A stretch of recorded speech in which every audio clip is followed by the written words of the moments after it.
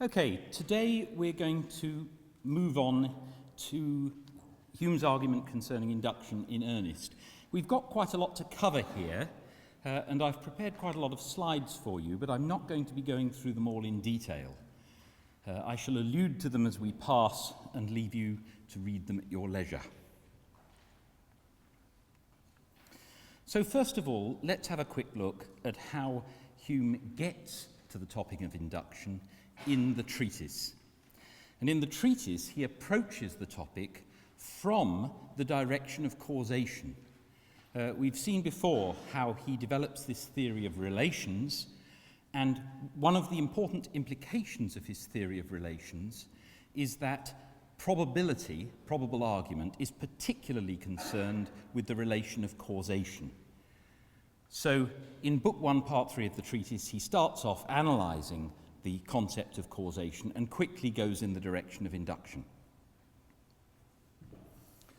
So, this is a reference back to Treatise 132. We want to understand reasoning to the unobserved, that is probable reasoning, so we need to look at the idea of causation. Let's see where it comes from. And the search for the idea of causation is essentially going to structure the rest of this part of the treatise. He points out that there's no specific quality that we find in all causes and effects, so it must be some relation between cause and effect. Well, we typically find that causes and effects are contiguous in time and space. They're close to each other, though he has a footnote that suggests that might not be such an absolute truth. Indeed, later he's going to talk about impressions and ideas having causal relations, even though they are not spatially located. This comes in Treatise 145, and he refers forward to that here.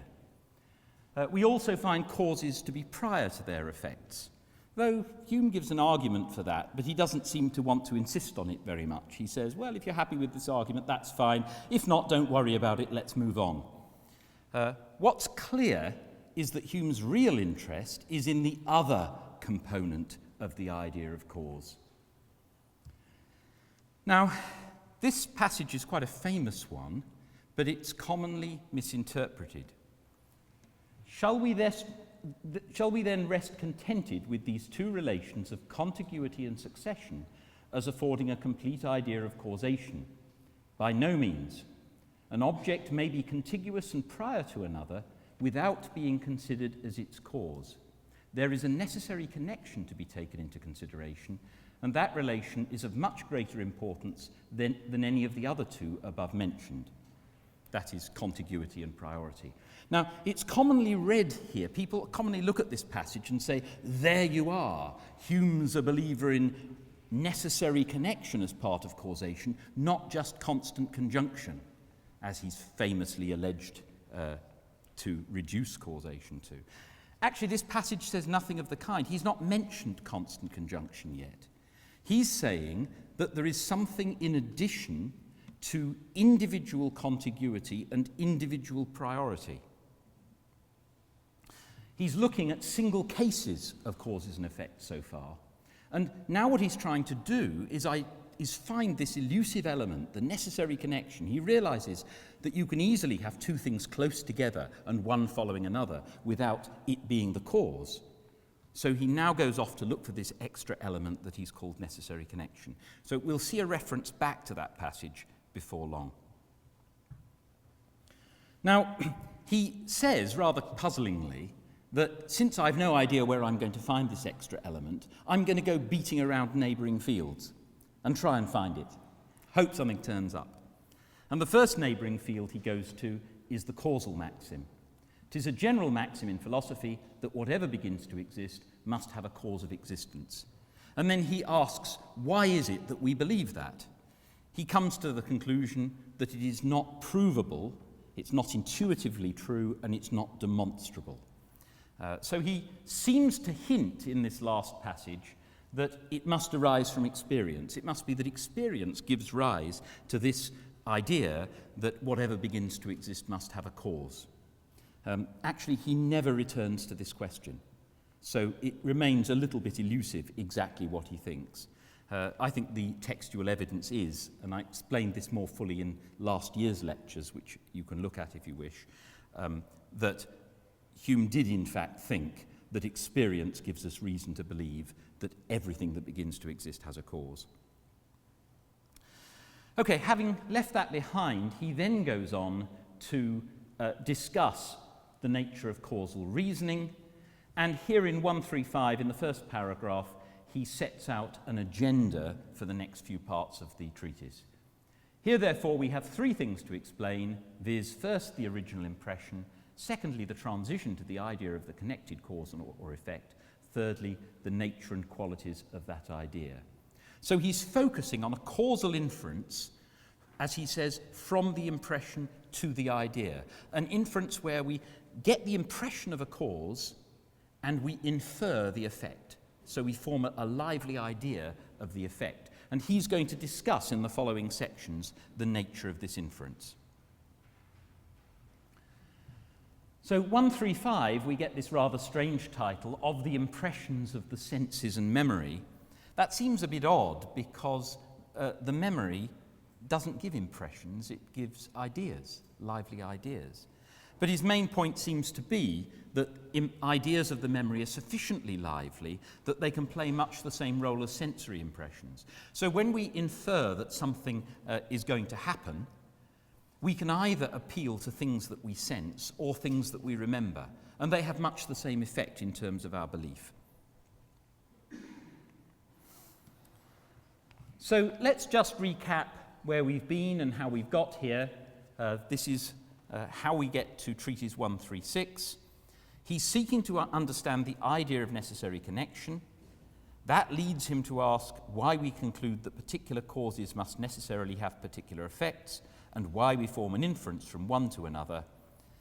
Then he focuses on this key part, the inference from the impression to the idea. Let's call that causal inference. And now we get to the famous argument concerning induction. Okay, so now we come to the famous argument concerning induction, which appears for the first time in Treatise 136. But notice that there are three versions of this argument in Hume's writings. The other two are in the Abstract of 1740 and the Enquiry concerning human understanding of 1748.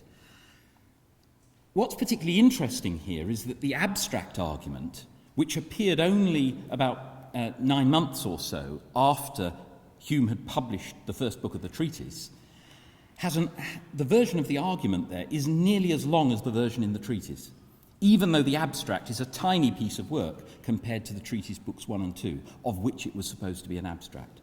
So it's clear that between the time when the first book of the treatise was published and just 9 months later, Hume came to realize that this argument was vastly more important than he had portrayed it as being in the treatise.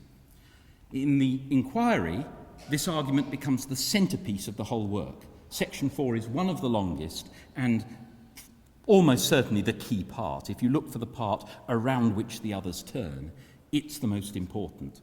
So in discussing this argument, I'm going to be comparing these versions, particularly the treatise and the Enquiry, to try to get a picture of what Hume is really trying to do with this argument and where he sees it as leading. Now, in the treatise, as we've seen, Hume's main focus is on causal inference. He's talking about the inference from the impression to the idea.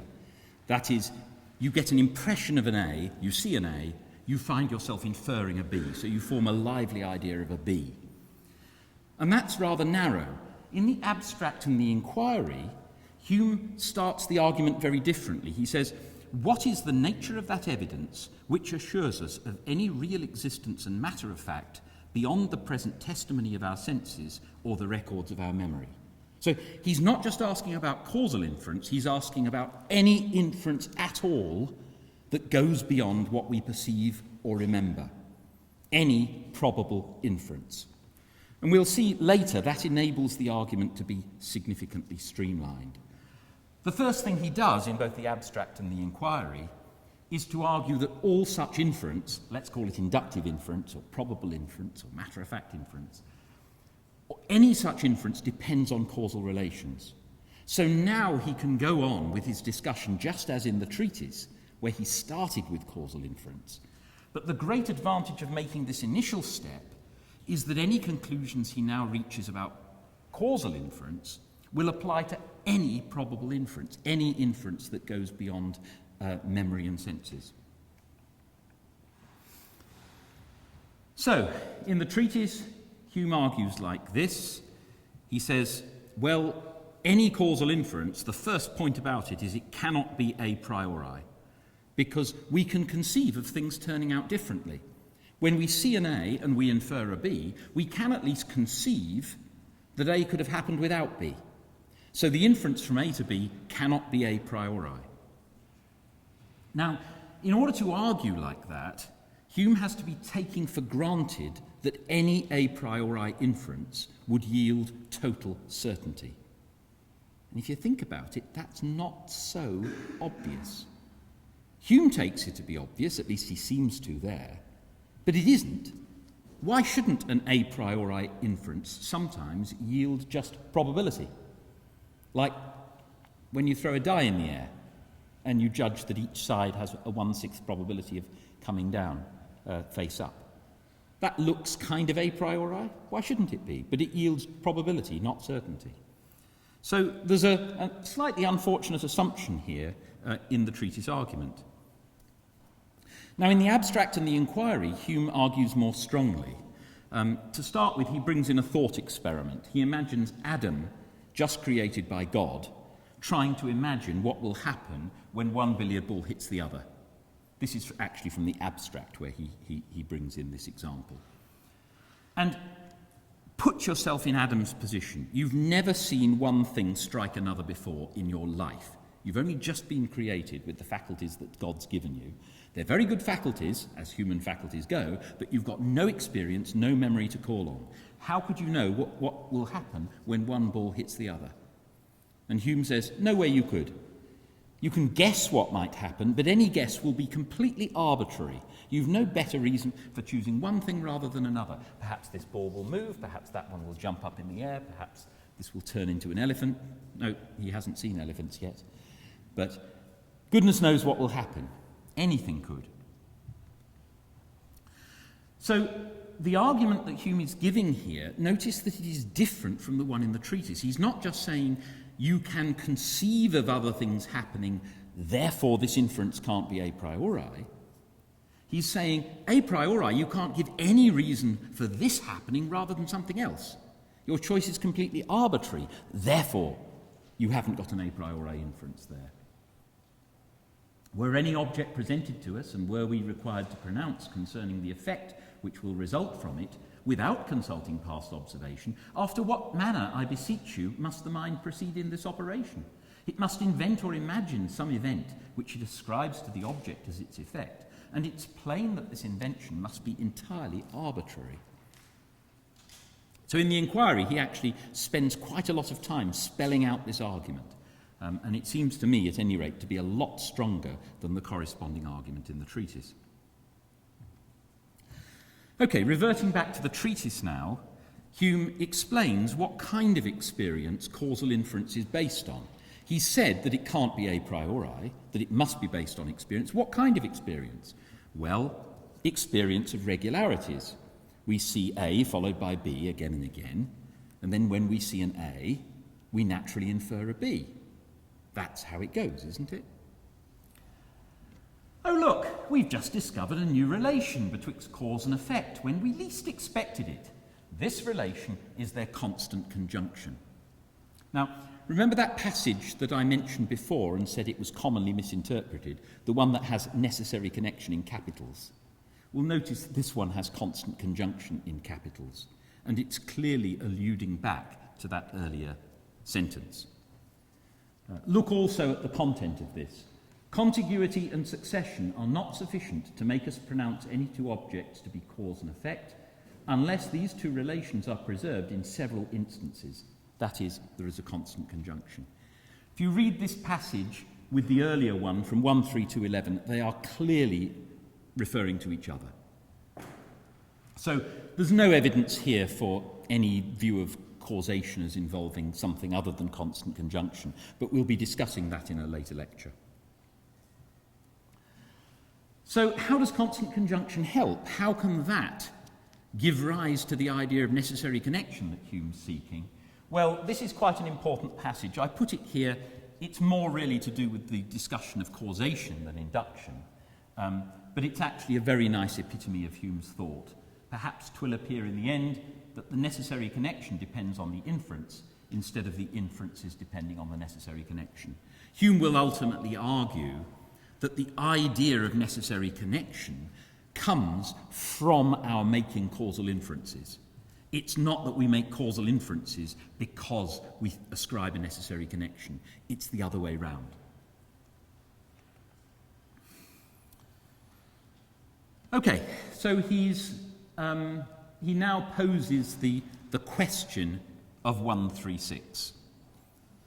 He's established that inference from A to B, causal inference from the impression to the idea, is based on experience and remembrance of their constant conjunction. Okay, the next question is whether experience produces the idea, that's the idea of the effect, the belief in the effect, by means of the understanding or imagination, whether we're determined by reason to make the transition or by a certain association and relation of perceptions.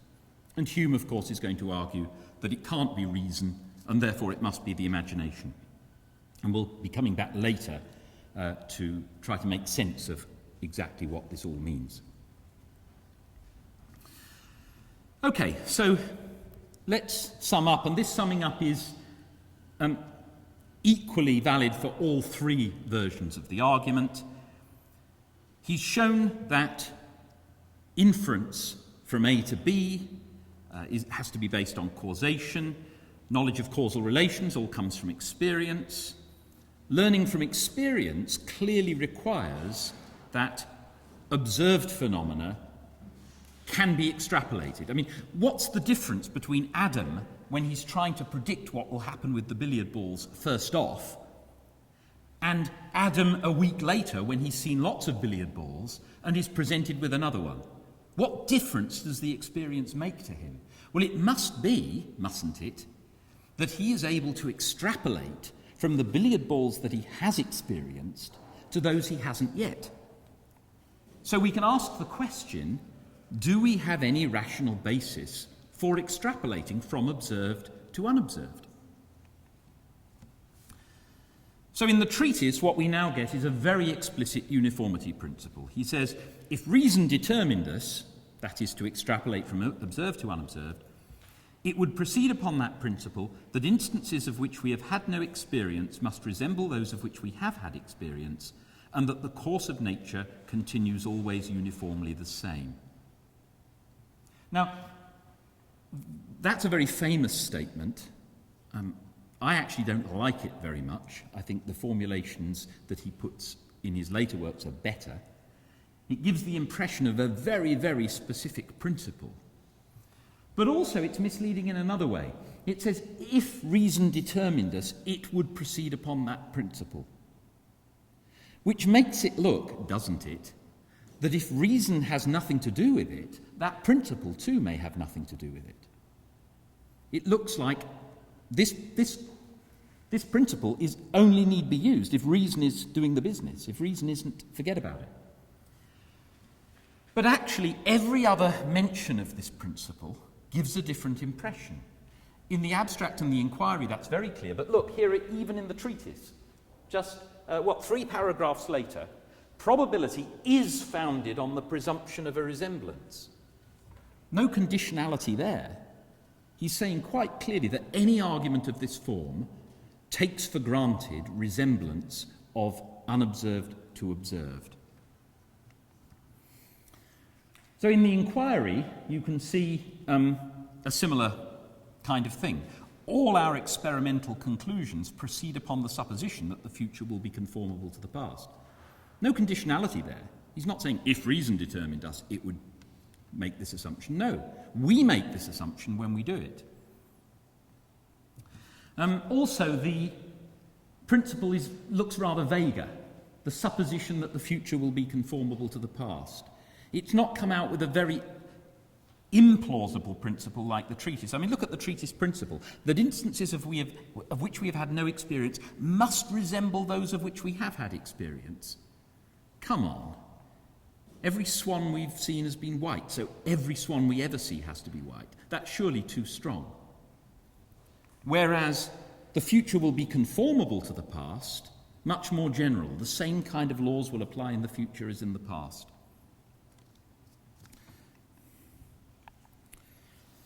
Now, what's the role of the uniformity principle here? One thing is clear from what Hume says elsewhere in the treatise. I've mentioned Treatise 13813. Hume cannot be thinking that when we make an inductive inference, we consciously think to ourselves, the future will resemble the past. I suspect that it's because he doesn't want to say that he had that element of conditionality in his first expression of the principle. Looking at his later writings on induction, it seems much more that what Hume is saying is that when we make an inductive inference, we ipso facto take for granted that the future will resemble the past. By our inferential behaviour, we manifest that assumption. But then the question still arises, can this assumption be justified? Can we give a rational basis for this principle of extrapolation that we manifest whenever we make such an inference? Well, in the treatise he goes like this: in order therefore to clear up this matter, let us consider all the arguments upon which such a proposition may be supposed to be founded. That's the proposition of uniformity. And as these must be derived either from knowledge or probability, let's consider both of those. Knowledge, by the way, it's absolutely clear Hume's means demonstrative argument, because he immediately goes on to consider that. So notice that Hume here is taking for granted that if the uniformity principle is to have a rational foundation, it must be based on either demonstrative argument or probable argument. Well, he famously rules these out. He rules out any possible demonstration of uniformity because we can conceive a change in the course of nature. And anything that's conceivable can't be demonstrated to be false. So there's no demonstrative argument for it, and there's no probable argument for the uniformity principle. Why? Well, he's argued, hasn't he, that all causal inference takes for granted the uniformity principle. So all he needs to show is that probable inference involves causation, and having shown that, he can then say, well, trying to produce a probable argument for the uniformity principle, which is itself the basis of causal inference, will be going in a circle. Now, if you think back to that slide earlier where I said that in the abstract and the inquiry he streamlines his argument by starting off right at the beginning saying probable argument depends on causation, it means that he has no need in those versions of the argument for this bit. He doesn't have to recapitulate some of his argument, so the argument is smoother than it is in the treatise. But there's more than that. We saw that in the treatise, Hume assumes that demonstration and probability are the only possible foundations for the uniformity principle. In the inquiry, he goes to the trouble of ruling out sensation and intuition as well. So look at this passage here. There is no known connection between the sensible qualities and the secret powers. Sensible qualities, the perceivable sensory qualities of objects, like of the billiard balls, and the secret powers, the powers that they manifest in how they behave, like bouncing off each other. And consequently, the mind is not led to form such a conclusion concerning their constant and regular conjunction, that is, it's not led to infer uniformity by anything which it knows of their nature. Just as Adam, looking at the billiard balls, looking at their shape and size and colour and so on, could not possibly infer what the powers would be, couldn't infer how they would behave, it follows that Adam couldn't either infer that they would behave consistently. So uniformity cannot be implied by anything that we sense, nor is it intuitive. It's not intuitively obvious, it's not self-evident that the unobserved will resemble the observed. So the argument in the Enquiry is fuller than the argument in the Treatise. We'll come back to that shortly. So here is the conclusion of Hume's argument, and we're going to discuss to what extent it's a sceptical conclusion. Even after experience has informed us of causal constant conjunction, it is impossible for us to satisfy ourselves by our reason why we should extend that experience beyond those particular instances which have fallen under our observation. And again from the Enquiry, even after we have experience of the operations of cause and effect, our conclusions from that experience are not founded on reasoning or any process of the understanding. In all reasonings from experience, there is a step taken by the mind which is not supported by any argument or process of the understanding.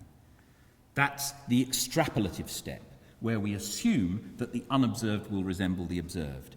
It can't be proved demonstrably, it can't be proved by probable argument. Nothing that we sense tells us that it must be so, and it's not intuitively true.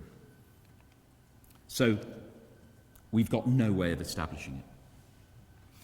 So here's a summary of the argument in the version that you get in the Enquiry, and I'll just talk you through this. The key, P is probable inference, C is causal reasoning, E reasoning from experience, U is the uniformity principle, capital R for reason, D for demonstration, I for intuition, S for sensation. And it actually has a very neat structure. So he starts by arguing right at the top that probable inference is based on the relation of causation.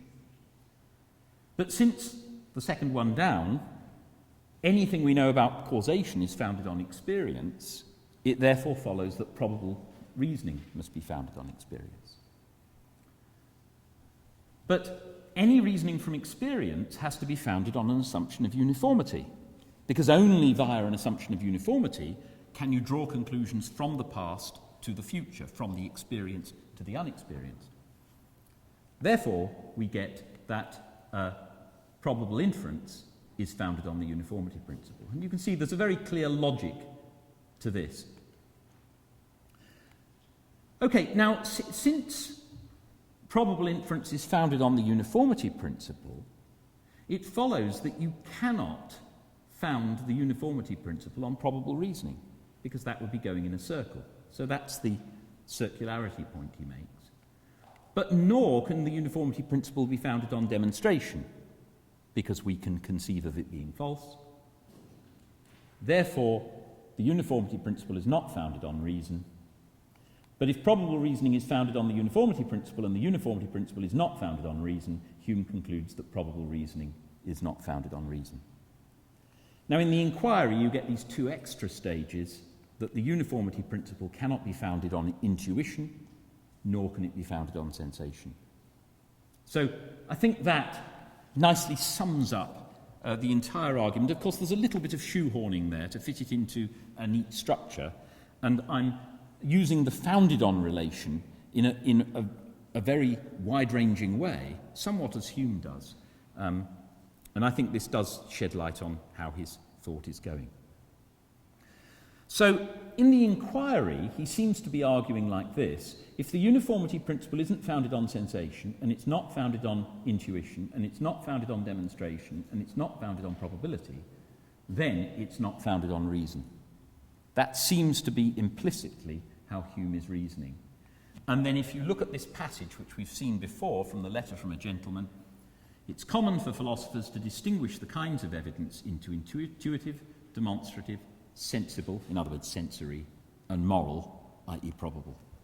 So it looks very much as though what Hume's argument is doing is knocking out all the possible evidential props for the uniformity principle, and therefore concluding that it is not founded on reason. This makes it look very much like a sceptical argument. Now, actually, the interpretation of Hume's argument is very fraught. There are lots of different interpretations, some of which I've listed here, and some people think that Hume's a deductivist. He's just taking for granted that only deductive arguments are any good. Stroud came out with a well-known interpretation that isn't deductivist, but nevertheless interprets Hume as an extreme sceptic. A whole load of people, especially in the 1980s, came out with the claim that Hume's argument is a deductivist one, but the idea is to refute deductivism, not to vindicate it. I came out with an argument claiming that Hume was, in a similar kind of spirit, in a way, trying to refute the idea that induction could be founded on any kind of perceptual insight. Don Garrett, 1997, a very influential interpretation, argued that what Hume is saying is that induction is not founded on reasoning, not reason, in the way that many people would assume it to be. He's not saying it's unreasonable, he's saying it's not founded on any kind of reasoning. David Owen came out with a somewhat similar interpretation to Garretts, but he was claiming that Hume was trying to refute the claim that induction was founded on a stepwise inference. So Owen took this to be paradigmatic of Locke's view of reason. And then my current view, recently written up, is that I think Hume is arguing that induction isn't founded on cognition. So what I'm going to do briefly is go through some points here and point you in the direction of stuff that you can look at. So these different readings all correspond broadly with different views of what Hume means by reason. Understanding what Hume is saying on induction comes down to understanding what Hume means by the faculty of reason.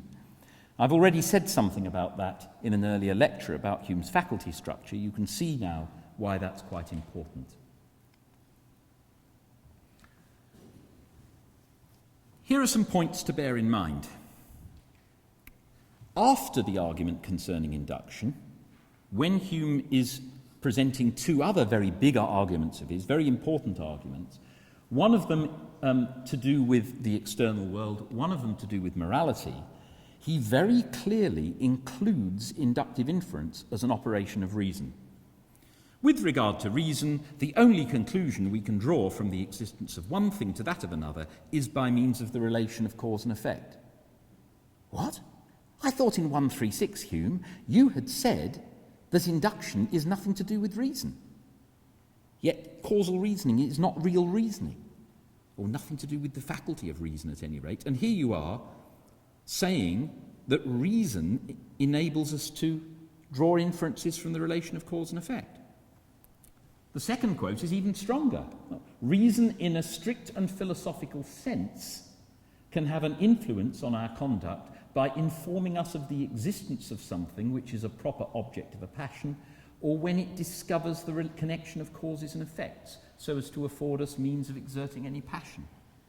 He's clearly saying that reason discovers connections of causes and effects, and he can only mean probable reasoning, because deductive reasoning certainly doesn't do it. Now, very briefly, I'm going to cut down the competition between these different interpretations to just two. And I'm going to give some reasons for thinking that the others are just have to be wrong. First of all, Hume is not an extreme, undiscriminating skeptic. He's a very keen advocate of inductive science. The vast majority of the stuff that Hume wrote is constructive. He wrote a big history, he wrote essays on economics, he wrote essays on political theory, he wrote lots of discussions of religion in which he's clearly pro-science. He's anti-superstition, but pro-science. You can only make sense of that contrast, being pro-science, anti-superstition, if you think science has something going for it, right? So people like Flew and Stove just have to be wrong. If Hume is the way they think he is, he's terrifically inconsistent. I don't think the structure of the argument makes any sense if people like Beecham and co. are correct. Because according to Beecham's account, Hume has a very, very narrow view of reason, but it's not his own view. He's just attacking it. But we saw that in the argument concerning induction, Hume doesn't just say the uniformity principle can't be based on demonstration. He also argues that it can't be based on probability.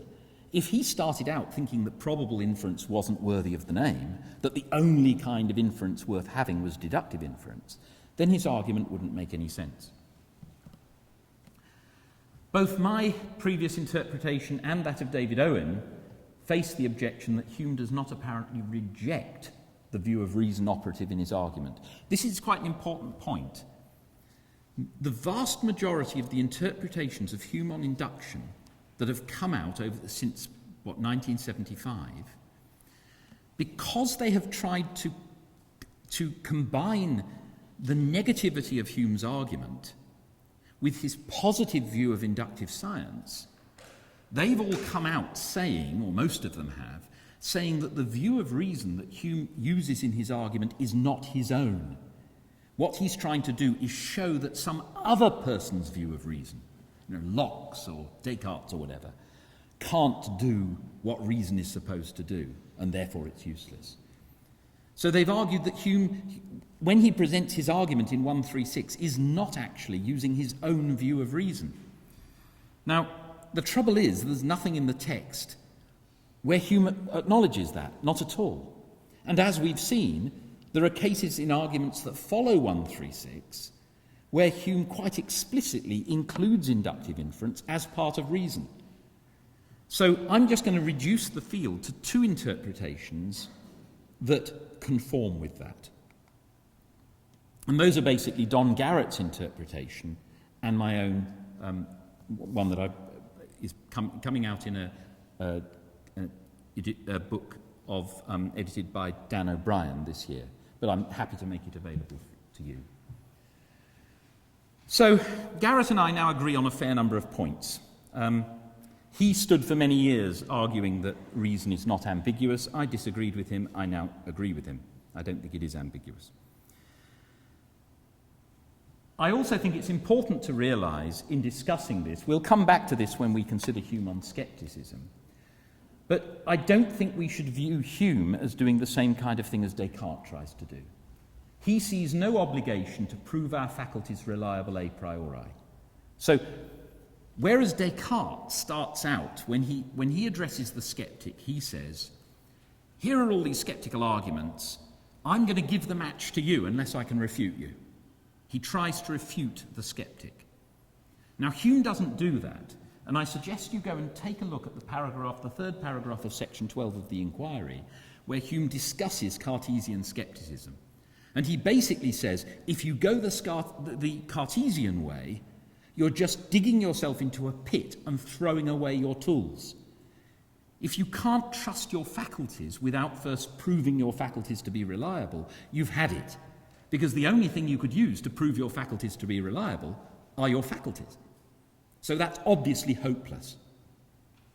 So let's start with a default assumption that we can trust our faculties. And if we find problems with them, fair enough. But the onus is on the other foot, as it were. Now, that's not clear in the treatise, which is why, to understand Hume on scepticism, it's ever so important to read section 12 of the Enquiry. It's not a very long section, but it's very informative. It's Hume's mature treatment of scepticism. Okay. So, the key disagreement between Garrett's interpretation and my own is that Garrett says that when Hume talks about reason, he means reasoning. For Hume, as for Locke, reason is the faculty of reasoning, of making inferences or providing, appreciating and being moved by arguments. Whereas I think reason is the overall cognitive faculty, another word for the understanding or the intellectual faculties. So what I'm going to do now is just give a very quick skip through reasons for taking this view. Is it all right if I stop at that point? Well, it has to be now after I've said that, doesn't it? Because I have got another handout which I didn't want to muddy the waters with at the beginning. I could just pass those back very quickly. Thank you very much.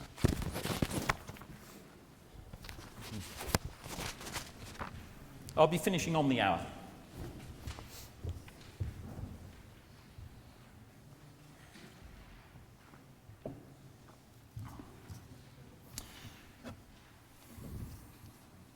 That won't bother the thing with me.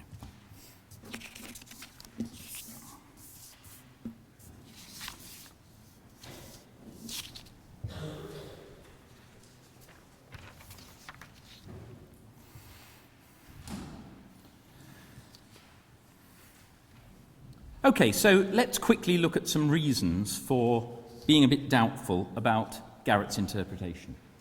I think when one first hears it, it seems very tempting. You think, oh, Hume is saying that induction is not founded on reasoning. That looks quite plausible because, after all, he shows that the uniformity principle can't be founded on demonstrative or probable reasoning, doesn't he? And reason and reasoning sound very similar. So I just want to point out that in the 18th century, the connection of reasoning with ratiocination was much less close. We tend to think of reasoning as involving stepwise inference, going step by step through a complex argument. But in the 18th century, reasoning was just the operation of the faculty of reason. And reason was taken, as I've said, to be, in general, the cognitive faculty, the faculty by which we come to know truth and falsehood. So I've given some examples there from Johnson's dictionary of points that count in favour of this. And it seems to me clear from Johnson's dictionary that the words he uses when he wants to refer to stepwise ratiocination are not reasoning, but rather ratiocination and deduction. Now, Hume's usage conforms with this. Hume does not restrict words like proof and argument and reasoning to cases where there is stepwise inference. On the contrary. And notice, incidentally, his own theory of inductive reasoning implies that when we reason inductively, most of the time, we're doing it just in a single step. We're not actually going through some complex ratiocinative process. Now let's look at Garrett's conclusion as he presents it in 1997. Hume is making a specific claim within cognitive psychology about the relation between our tendency to make inductive inferences and our inferential argumentative faculty. He's arguing that we do not adopt induction on the basis of recognizing an argument for its reliability. Now, one objection to Garrett's interpretation here is that Hume also rules out intuition as well as ratiocination. This is something we've seen in the Enquiry. Now, Garrett's response to that is to say, okay, I'll change my conclusion. It's not just that Hume is ruling out reasoning, he's also ruling out intuition. And Garrett quite clearly there is thinking of intuition as a different operation of the understanding. But here there's a tension because, as we've seen before in an earlier lecture, Hume tends to use the word reason and the understanding as equivalent. We've got lots and lots of cases where Hume uses the word reason and they use the word understanding interchangeably. So that makes it look much more like a general cognitive faculty than specifically a faculty of ratiocination.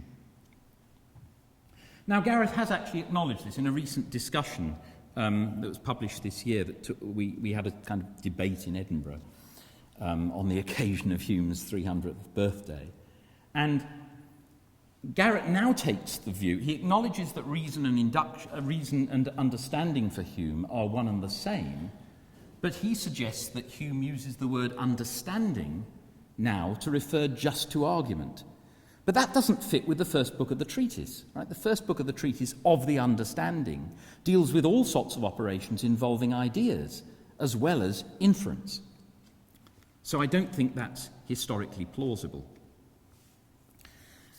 There's also a tension in his view, because he sees the claim about induction being founded on argument as a conclusion in cognitive science. He wants to say that Hume is talking about what it is that goes on in our heads when we make an inductive inference. It's not a piece of epistemology. But then, if you look at the quotation from the way he expresses his view, we do not adopt induction on the basis of recognizing an argument for its reliability. That looks ever so like a claim in epistemology. Why should we be so concerned about arguments for its reliability if our real concern is with simply the mechanism that's going on in our minds? Well, anyway, in 2002, Garretts changed the expression of his view. He now wants to say, Hume is making a specific claim within cognitive psychology about the underlying causal mechanism that gives rise to inductive inference, namely that it is not itself dependent on any reasoning or inference. Now, this makes the claim a rather vaguer one. It started out as a claim that seemed very clear, and now it's not nearly as clear. And in answer to a challenge from me, he wanted to clarify this as well. Millican understandably infers that on my interpretation, it is only the general practice of induction that fails to be determined by reason, and each of our particular inductive inferences is itself an instance of the operation of our reason. So he wants to say that natural interpretation of the way he expressed himself was actually wrong, and the conclusion he draws applies to every single inductive inference. It's not just a conclusion about how we start making inductive inferences. But there's a real problem here for Garrett's interpretation. Because if his claim concerns every individual inductive inference and is a claim about the psychological mechanism that's involved in them, not the epistemology, then it's unclear why what I call here lack of ratiocinative causation should be inherited by a later argument that starts from a previously established lemma. Let me spell that out. Look at the last step in the logic of this argument. Here we've got that probable inference is founded on the uniformity principle, and here we've got that the uniformity principle is not founded on reason. And the conclusion is that probable inference is not founded on reason. Now, how does that make any sense if founded on reason means founded on argument?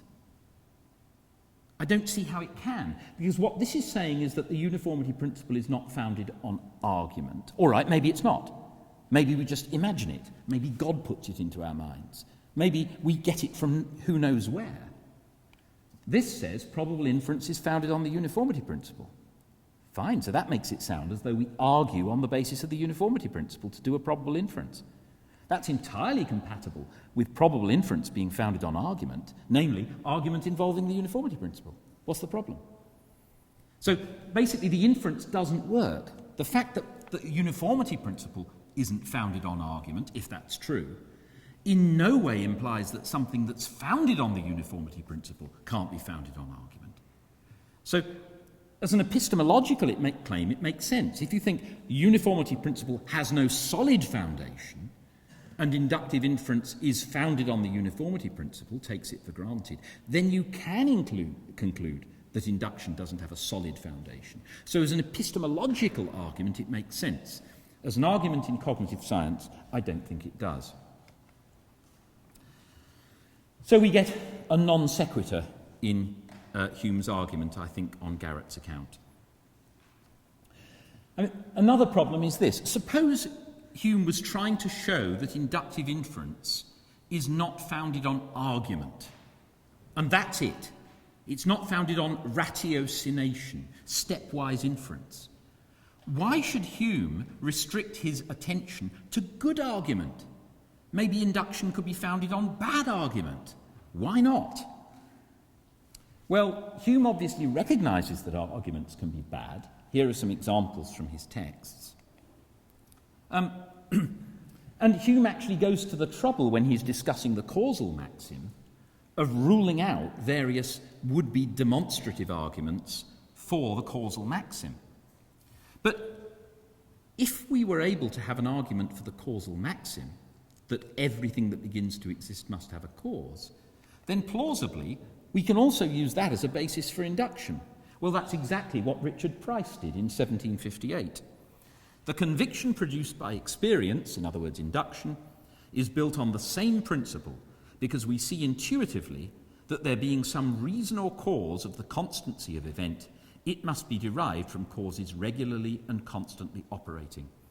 And the more frequently and uninterruptedly we knew this had happened, the stronger would be our expectation of it happening again. What Price is saying here is this: we know by intuition that every change must have a cause. We therefore have intuitive knowledge that things will go on in the same way at the ultimate level. There has to be some cause for any change. Therefore, induction is reasonable. Now, Hume obviously won't agree that Price's claim about the causal maxim is correct, but the problem is that if all Hume wanted to argue was that induction cannot be founded on argument, well, here is an argument given by Price allegedly to found induction, and Hume can't knock it out. He might be able to say it's a bad argument, but he can't rule out that we might actually make inductive inferences on the basis of such an argument. So if the argument is interpreted in Garretts' way as a claim of cognitive science, a claim of the processes that go on in our mind, first of all, Hume cannot rule out that we do so on the basis of bad argument. Secondly, here is an exact contemporary of his coming out with an argument which purports to do exactly that, and which he couldn't rule out. Okay, I'm not going to go through the rest of the slides. I'll leave you to read those, but I'm simply going to point out, here are some quotes where Hume clearly says that reason is the cognitive faculty. It's the faculty by which we discern truth and falsehood. And I think reading Hume's argument in that way makes good sense. I'll come back to that later when we talk about Hume's scepticism, and I'll be referring back to the final slides on this handout. See you next week.